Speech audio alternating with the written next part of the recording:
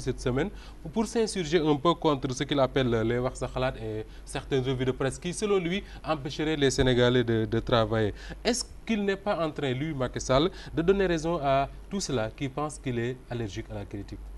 Mais ceux qui le pensent comme cela ne connaissent pas le président Macky Sall. Le président Macky Sall est un démocrate. C'est quelqu'un qui sait écouter. C'est quelqu'un qui écoute patiemment et de façon très lucide. Le président Macky Sall n'a pas de problème de frilosité de ce point de vue-là. Ce qui se passe, c'est que des gens se mettent à longueur de journée à porter des invectives, à injurier, à raconter du n'importe quoi. Si vous suivez les wax sa xalaat, souvent vraiment vous êtes député. Est-ce que Macky Sall, alors opposition, alors de l'opposition, n'a pas profité de ces émissions-là? Wax sa xalaat doit être une tribune saine où les gens s'expriment les institutions. Mais lorsque wax sa xalaat devient une tribune d'incivisme, d'insanité, d'invective, d'insulte, d'injure, mais wax sa xalaat doit être revu et corrigé. Voilà le message du président Macky Sall. Il n'a en aucun moment pensé qu'il faille effectivement interdire ces émissions. Mais il demande à ce que, en tout cas, on adopte un comportement nouveau, un comportement responsable, différent du comportement du PDS. Parce que le PDS, ce qu'il veut faire, c'est incendier le Sénégal.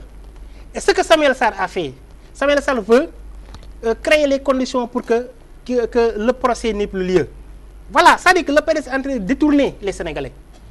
Samuel Sarr, il veut attirer l'attention sur lui pour qu'en fait, on essaie de ne plus s'occuper, exactement, de ne plus s'occuper de Karim Wade. Le PDS est dans une stratégie que nous comprenons parfaitement. Le PDS brode. Le PDS est en train de s'agiter pour empêcher le bon déroulement du procès. Et wax sa xalaat en est une confirmation. Parce que si wax sa xalaat, ce que certains disent, mais il n'y a pas que des gars et des militants du PDS sont les militants du PDS. Monsieur Dia, wax sa xalaat est né quand? Les militants du PDS qui interviennent dans les émissions wax sa xalaat veulent tout faire pour que le procès n'ait plus lieu. D'accord. Et que Karim Wade soit libéré. Voilà le credo. Wax sa xalaat est né quand, monsieur Dia? Mais wax sa xalaat est né il y a quelques avec années. l'émergence des radios privées, depuis quelques années. Donc, quand nous étions au pouvoir, il n'y avait pas de wax sa xalaat. Mais vous écoutiez ces wax sa xalaat-là? Bien sûr. Mais est-ce que vous entendez ce qui se disait là-bas? Et peut-être même vous en faisiez partie. Mais bien sûr. Comme aujourd'hui. Qu'est-ce que vous disiez en ce moment? Qu'est-ce que je disais? Mais chaque fois que quelque chose n'allait pas et qu'il faille le dire, le dire de façon honnête, de façon sincère, de façon saine. C'est à vous de juger ce qui est honnête et ce qui ne l'est pas. Pourquoi, attendez, le problème n'est pas, vous êtes en train de dévier. Je ne dévie pas. Tu as dit que wax sa xalaat est le problème. Je dis donc wax sa xalaat il y a une déviance de wax sa xalaat. Il y a une déviance de wax sa xalaat. C'est-à-dire qu'aujourd'hui, c'est Ngouda Dione qui a Ablaye la Wade a parole. clairement dit que son arrivée. C'est Ngouda qui a la parole. C'est Ngouda qui a la parole. Non, j'ai la parole. Non, c'est Ngouda qui a la parole. Vous le laissez après je vous donne. Monsieur Dia, ça vous montrez l'exemple de vos comportements. Allons-y, Ngouda. Monsieur Dia, écoutez, calmez-vous. Monsieur Dia, pour moi et pour tous les Sénégalais honnêtes qui ont considéré que la traque des biens mal acquis était quelque chose de bon pour essayer de polisser les mœurs publiques au Sénégal. Pour moi et pour ces gens, il n'y a plus de procès Karim Wade concernant les traques des biens mal acquis. Pourquoi? Pourquoi il n'y a plus cela? Monsieur Kassé, conseiller, Kassé, conseiller de Macky Sall, conseiller spécial et je pense chargé de la francophonie, comité scientifique de la francophonie. Ancien directeur général du Soleil. Oui, ancien directeur général du Soleil. Sous Ablaye Wade. Oui, sous Ablaye Wade. Thiam, Pape Maël Thiam, je temps de parole après. Mais Dia, vous avez un problème. Non. C'est que vous ne voulez pas me laisser parler. Laissez-le parler, s'il vous plaît. Je peux parler. Laissez-le parler, monsieur Dia. Et écoute-moi. Je dis Pape Maël Thiam, qui est administrateur. L'un, c'était à Walfadjri. Il a dit, vous savez ce qui se passe, c'est qu'Ablaye Wade a considéré Karim est mieux que nous, donc on ne peut pas accepter ça. Voilà donc pourquoi on l'a traîné au tribunal. Pape Mayel Thiam vient renforcer cela. Il dit, Ndeye Fatou Ndiaye Vous savez, nous vraiment, ce qui nous a frustrés, voilà pourquoi on agit. Moi, je suis un diplômé de haute facture. Il a montré la puissance de ses diplômes. Et donc, il a une rancœur, une frustration née du fait que Abdoulaye Wade a laissé ses gros diplômés, les a laissés en rade et a pris son fils. Voilà donc le problème. Un problème lié à une frustration, lié à un ego, ne peut pas être géré par la justice. Voilà pourquoi, en écoutant ces deux, qui sont les têtes du parti au pouvoir, j'ai dit que ça y est. Moi, je ne m'occupe plus d'un tel procès. C'est un procès purement politique. Ils vont agir comme bon vont leur sembler parce qu'ils ont la force publique. Mais eux, ils ont dit pourquoi ils poursuivent Karim Wade. Ils ont dit qu'ils sont frustrés. Mais la justice ne peut pas résoudre des problèmes de frustration. Ces frustrations on ne peut pas sont les nées par la justice. et entretenues au sein du PDS. Ce sont les responsables du PDS qui ont senti un certain malaise dès que le président Abdoulaye Wade a pris son fils et l'a mis au-dessus de tout le monde. Voilà l'origine de la frustration au sein de l'élite du PDS. Le PDS n'a pas parlé. Maintenant, attendez, quand même. Allez-y, Hassan. Voilà l'origine de la frustration dans l'élite du Parti démocratique sénégalais. Oui. Eux, ils disent qu'ils n'ont pas de problème par rapport à la reddition des comptes. Ils n'y croient pas en réalité. Voilà. Ils ne veulent pas que Karim Wade soit jugé. Parce que si Karim Wade n'est pas en train d'être jugé, s'il vous plaît. Il n'est pas jugé. On règle des frustrations. Moi, j'avais dit que le jour du procès arrivera et Karim Wade sera jugé. Il est en train d'être jugé. Il est en train d'être jugé. Il est au tribunal. Il est en train d'être jugé. Vous avez gesticulé, vous avez échoué. Je vous assure qu'il n'est pas dans le tribunal. S'il vous plaît. Voilà. Vous avez gesticulé en disant que vous allez tout faire pour que ce procès n'ait pas lieu. Le procès a lieu parce que le président Macky Sall prend ses engagements, il les tient, il les respecte. Alors, Hassan, ce qu'il y a, c'est que Karim Wade a été accusé. Il juge certainement d'une présomption d'innocence. Il a la latitude de jurer de tous ses droits. La défense a tous ses droits, la défense jurera de tous ses droits. Mais il faudrait aussi qu'il comprenne que Karim Wade est un justiciable. Il doit rendre compte. Il y a des questions que la justice lui a posées. Il doit répondre à ces questions dans la sérénité. Donc, qu'ils arrêtent de gesticuler, de semer le trouble dans les esprits, qu'ils arrêtent de vouloir jeter l'huile sur le feu. Le procès a bien démarré. Il continuera en dépit de la gesticulation du PDS et des avocats de la défense. Alors, Hassan, on va essayer de répondre rapidement à une question de Ngouda Dione pour avancer. Il a dit tout à l'heure que des responsables de la mouvance présidentielle s'offusquent aujourd'hui du fait qu'à l'époque, Abdoulaye Wade avait préféré mettre son fils, confier à son fils. Il a cité le cas de El Hadji Kassé, qui était directeur général du Soleil. La question qu'on a envie de vous poser, Hassan, c'est que pourquoi à l'époque ces gens-là n'avaient jamais senti le besoin de dénoncer ça et qu'ils le dénoncent aujourd'hui parce que Macky Sall est au pouvoir et que Karim Wade est en prison? Pourquoi ce comportement de la classe politique? Quel comportement de la classe politique? Accepter ou bien dénoncer ce qu'on avait accepté hier quand on était aux affaires. Mais ce qu'ils avaient dénoncé, c'est le fait que Karim Wade soit le ministre de la Terre et du Ciel. Pourquoi il ne l'avait pas fait quand Karim Wade était encore au pouvoir? Mais Karim a été combattu quand il était au pouvoir. Mais pas avec... Des démocrates sincères ont combattu parce qu'ils savaient que Abdoulaye Wade préparait une sorte de dénonciation.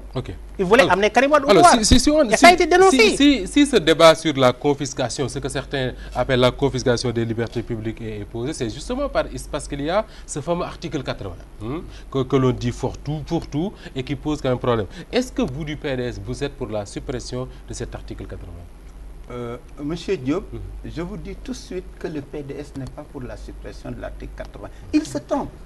Vous êtes d'accord sur ça? Il se trompe s'il pense que le PDS est pour la suppression de l'article 80. L'article 80 est très clair. C'est l'article 254 et 255 qui règlent l'offense. Beaucoup de gens se trompent même sur le contenu de l'article 80. Pam Ndiaye l'a rappelé avec beaucoup de pertinence dans l'émission Dîner. Le contenu de l'article 80. Il y a l'article 80 qui gère la sécurité publique, etc. L'atteinte à la sûreté de l'État. La sûreté de l'État. Et il y a maintenant l'article 254 suivi de l'article 255 qui gère maintenant les questions d'offense au chef de l'État, etc. Donc il faut être alors faut-il très voir clair. alors l'offense au chef de Nous sommes l'État? très clairs. Nous sommes clairs. Parce que nous- Je pense que pour l'offense au chef de l'État, je vous ai dit tout à l'heure, pour le cas de Samuel Sarr, il n'y a pas d'offense. Maintenant, Il y a pour bien les offense. autres, pour les autres, offense au chef de l'État, c'est quoi? D'ailleurs, on ne sait même pas, quelquefois, en parlant de Macky Sall, est-ce qu'on parle au chef de l'État? C'est eux-mêmes qui avaient dit il y a un flou. De toute façon, certains d'entre eux, au moment où Abdoulaye Wade était au pouvoir, quand on lui dit mais ce que vous dites là, non, moi je ne m'adresse pas au président de la République. Je m'adresse au secrétaire général du PDS. C'est ce qu'il disait. Mais Samuel Sarr, Maître Amadou Sall, quand il parle, il ne s'adresse pas au chef de l'État. Il s'adresse au secrétaire général ou au président de l'APR. Non. Comme eux, non, c'est pas mon problème ce que vous en pensez, monsieur Dia. Je vous dis ce que ces gens-là disaient. Non, c'est pas mon vous problème. ne pouvez Ce pas que vous parler en à leur pensez place. ne m'intéresse pas. Vous ne pouvez pas parler à leur place. Non. C'est pas possible. Je ne parle pas Ce à leur qu'il y a, place, c'est eux ce qui qu'il le y a, disaient. non. Moustapha Diop Hassan, était là. Hassan, vous le laissez Ce qu'il y terminer a- si vous Non, donnez monsieur la parole. Hassan Dia. Vous devez terminer aussi, s'il vous Vraiment, plaît, hein. Hassan Dia, Vraiment. Moustapha S'il vous Diop plaît. était là. Il Vraiment. sait très bien que l'opposition, en son temps, Oui. quand il disait des choses inacceptables, que même les Sénégalais dans Wax Khalat réprouvaient, il disait ah non, attention. On parle. Abdoulaye Wade, on lui avait dit de se départir de son poste de secrétaire général du Parti démocratique sénégalais. Il ne l'a pas fait. Dès lors, si parce qu'on ne peut pas accepter, surtout les jeunes de Benno Siggil Sénégal en son temps, disaient mais les jeunes du PDS ont la latitude de n'importe quoi. la de parole Moustapha à Hassan Niasse Dia et maintenant pour autres. répondre. Et nous, donc Il y a- nous n'allons pas attaquer le Nous avons une secrétaire bonne- général. je vous retire la Voilà le parole. D'abord, problème. nous avons Oui. une bonne connaissance de ces articles, parce que nous pratiquons ces textes, nous les lisons, nous les comprenons. Sur ce plan, il n'y a aucun problème. Pour Benno Siggil Sénégal, moi-même, je faisais partie des leaders, membre de la conférence des leaders de Benno Siggil Sénégal, et je sais bien le rôle qui avait été assigné à la jeunesse de Benno Siggil Sénégal. Sur ce plan, il n'y a aucun problème. Ce qu'il y a, c'est que Samuel Sarr a dit des choses tout à fait inexactes et Faut le démontrer. qui concernent, il veut m'interrompre, Oui, allez-y. Ngouda, et s'il vous plaît. qui concerne le président de la République, son Excellence Macky Sall. Oui. La loi l'interdit formellement. Il est interpellé, il doit répondre de ses actes. Les choses sont très claires. Il n'y a aucune confusion de ce point de vue. Maintenant, c'est le PDS qui veut toujours entretenir la confusion, y compris en voulant marcher ou organiser un sitting dans ce contexte où un sitting est impossible. C'est la raison pour laquelle je félicite le préfet de Dakar qui l'a fermement interdit, parce que lorsque le préfet Même si la a marche des est un droit renseignements... consacré par la Constitution. Oui, mais la Constitution aussi établit les conditions dans lesquelles une marche doit être autorisée. Une Lorsque constitution l'autorité, n'établit jamais la loi Voilà, est très peut-être précise il- de ce point de vue-là. Je dis, la loi aussi prévoit les circonstances dans lesquelles l'autorisation doit être délivrée. Comment la marche? Non, Lorsque, ça n'existe pas dans nos lois. S'il vous plaît. Non, Si. monsieur Dia, ça la loi n'existe pas Ngouda dans Dione, nos s'il lois. vous existe plaît, dans la s'il loi, vous plaît. parce Je que vous la loi, assure, ça la loi, n'existe pas dans nos la lois. loi Ce que lit, vous venez de la dire loi lit, n'existe pas dans attendez, nos lois. Ngouda Dione, la s'il loi vous plaît. lit, la loi lit, et Lit la quoi? loi lit des acteurs dans un cadre organisé, dans un cadre pacifié. Oui. Par conséquent, lorsque le secrétaire général national du PDS donne rendez-vous aux militaires à la place de l'Obélisque, Militants, pas 10 militaires, il a dit clairement, moi je l'ai entendu à la radio dire qu'il demande aux militaires de venir écouter. Lorsqu'il dit qu'il demande aux Sénégalais de venir à la place de l'entendre, il va leur dire comment il doit faire pour se débarrasser du régime de Macky Sall. Je dis que ce préfet, lorsqu'il l'entend, il a le devoir d'interdire ce genre de rassemblement, parce que des infiltrations peuvent être orchestrées et que des gens peuvent se lever pour aller au palais. Ok. Parce que nous sommes bien informés de ce qui se passe. Ngouda Dione, cherchez-vous à profiter, comme le dit Hassan, d'un contexte de tension sociale pour organiser une marche et puis qui pourrait, comme le préfet l'a dit, être infiltré et déborder sur des incidents peut-être? Monsieur Diop, vous voyez que la situation actuelle est intéressante. Parce que cette situation a permis de réveiller et de faire voir beaucoup de choses. 2011, 2012, quand le PDS parlait de certaines choses, eux-mêmes, ils disaient des choses extrêmement bizarres. Dans votre télé, dans une de vos émissions, un de leurs membres, très éminent, on l'a interpellé. Quand le préfet avait interdit, mais qu'est-ce que vous faites de la loi? Il a dit, la loi, c'est nous. Vous pouvez rechercher les De qui s'agit-il? Non, je ne dirai pas son nom. Je suis